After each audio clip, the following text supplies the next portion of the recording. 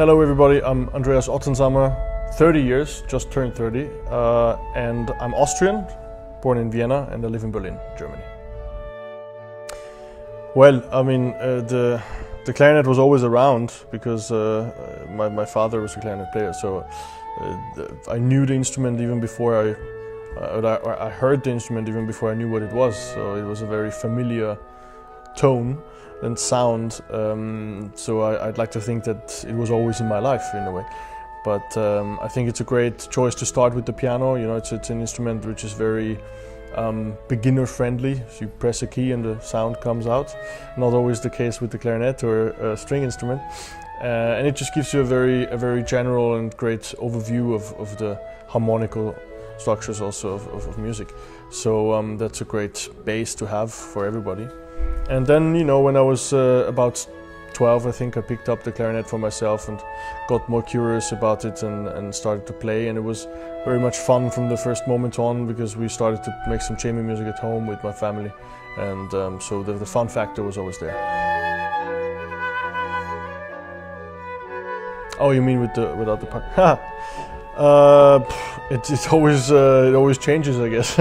You think you can still play it and then you can't. I don't know, I mean, you have the main concertos, fortunately, or in that moment it's fortunate for us that we don't have so many. In all other moments it's not so fortunate because, of course, having a big repertoire is always great, like a violin player or a pianist. They have such wonderful concerti to choose from. So, you know, the main ones you learn also during your studies and you play them often in concert. But you know, I don't particularly think that you have to play by heart everything. It shouldn't be a sportive challenge. You know, it should make sense for you if you feel you can give more of yourself to the piece. Without or with the score, then you should go that way. It can even change on the day. If you don't feel well, then you do it or not. So it's not a given thing for me. Well, I think it's great. I think it's a big part of basically anything in you know, especially in the arts, but also be it sports or be it some other education, to share that with the younger generation that is not necessarily ready, if you want, for a big symphonic concert, but will enjoy the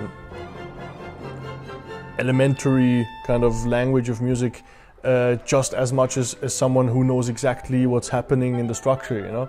So the kids or the younger audience will just be there and enjoy the entertainment in a way and get a step closer to what we do, which is great. And I think that's much more the truth of it than if you try to kind of popularize classical music with only playing really short pieces that are from film music or whatever, and then say it's classical music. Then it's a tiny lie, you know. When then people come to the actual concert and hear symphony, they might be bored, you know. And so this kind of approach is probably more close to the truth of what we do, and I think the people will enjoy it very much. It's a great short play, if you want, or a story with music, and we will have fun for sure.